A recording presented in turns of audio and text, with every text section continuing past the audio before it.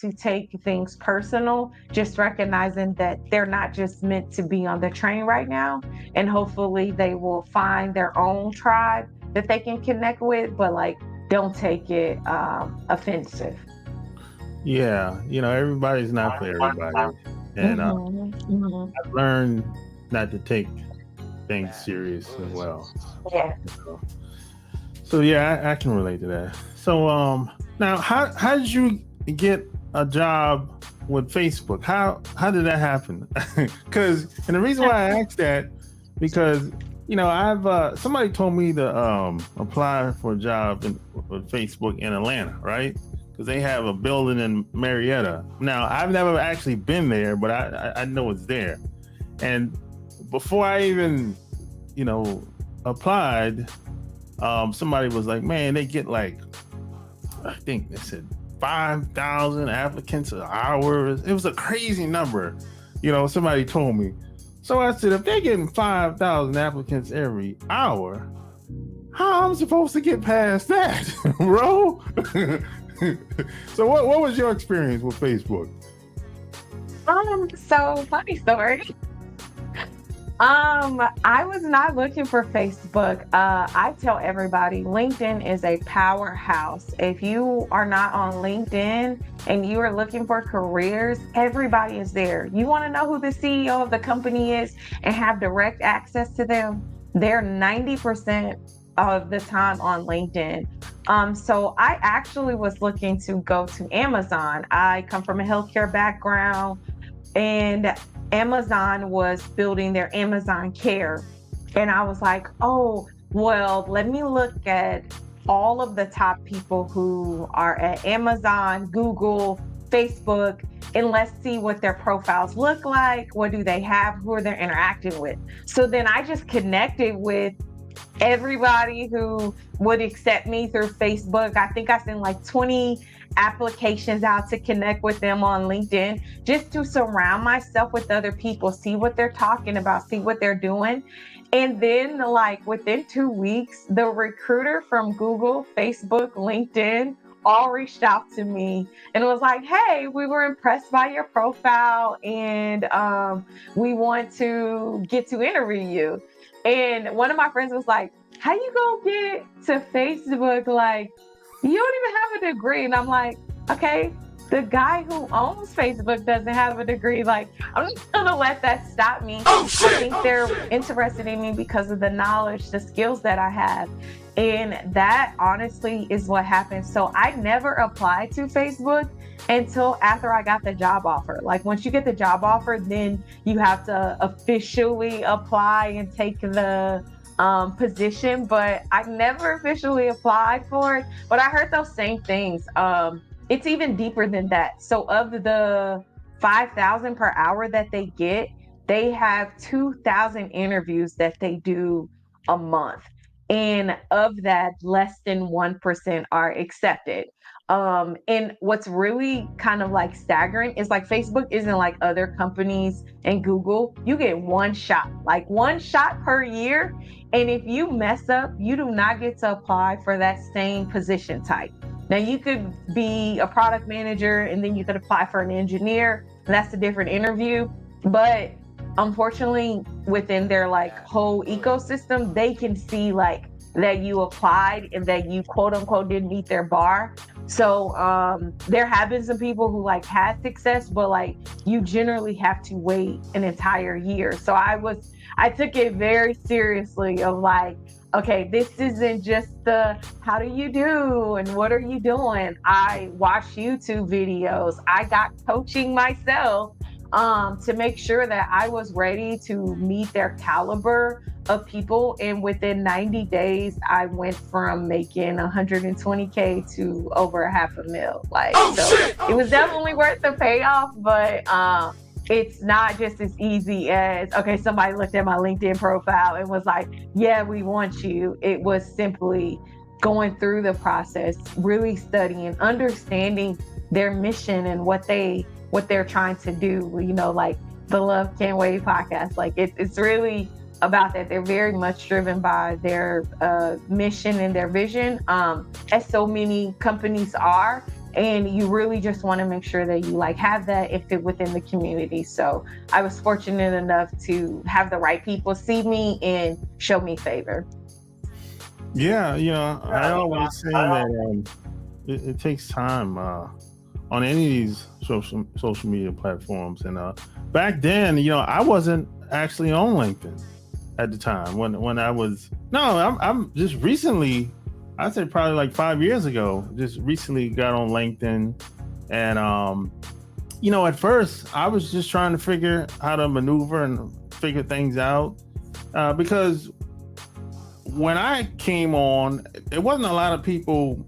There wasn't a lot of books out about LinkedIn. It was more like a couple courses or whatever, but everybody was saying something different. This is how you interact with people on LinkedIn. And I remember at one point you couldn't even write an article on LinkedIn. It was more of, you can go on LinkedIn, you can send emails to people, you can post, you can post something, but article writing is fairly new. So what would you tell someone that's just getting on LinkedIn today? First thing, it depends on the situations that you're trying to do. Are you trying to grow your career? Are you trying to do your business? I would say if it's a business perspective, then the very first thing you should do is not be like me and hide your side hustle.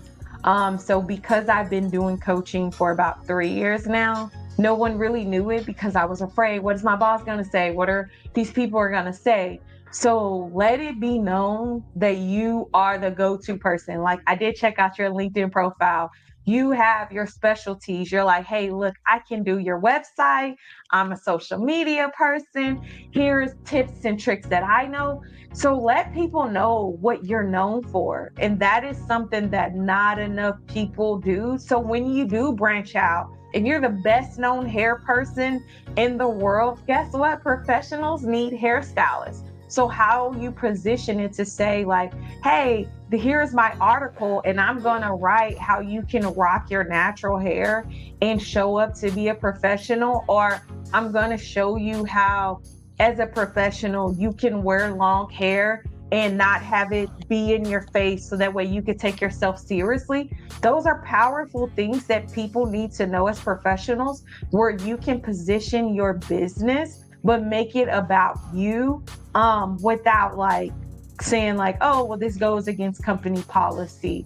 I know a lot of people are doing that. They're using their own unique experiences and then they're saying, here's what I learned, and this is how you could be able to do it. So then it puts you as that thought leader where people are going to want to reach out to you like, hey, Lovely, I didn't know that you were doing career coaching, or I didn't know you knew so much about LinkedIn. Could you tell me more? And then that's where you share things like I saw in yours. You have like one-on-one coaching and one-on-one opportunities to do master classes and do boot camp. So that way you can ensure that you can do things necessary for you. So it's really powerful what you're doing if you're trying to brand your business. But if you're trying to do it from a career perspective, the number one thing is I would say is try to connect with 5 people a day with different connections. So if you are at marketing, because that's the number one thing right now, marketing and AI. If you have marketing AI, like everybody wants you. So be sure that you have those skill sets listed on there.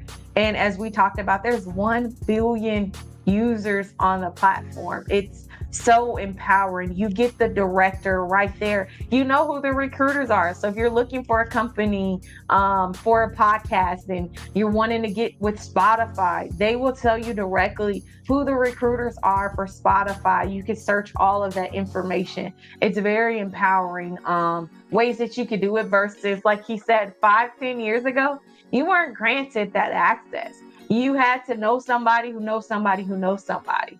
And the number one thing in terms of growing your career, like he mentioned, is company referrals. I have so many people who have really spoke my name in rooms that I wasn't even in to say like, hey, Lovely is the person that you need, that really moves your application forward. So when you have 5,000 people per hour And if you got somebody say, hey, out of that 5,000, this is the one that you should take a look at, it's a game changer for your career. And so that's why I love that about LinkedIn. And people sleep on past companies. So like, even though right now it says that I have a past company for Facebook or Meta platforms, I still am connected with over 200 professionals who work at Facebook that I could say like, hey, colleague, I know this person. They went through my coaching program.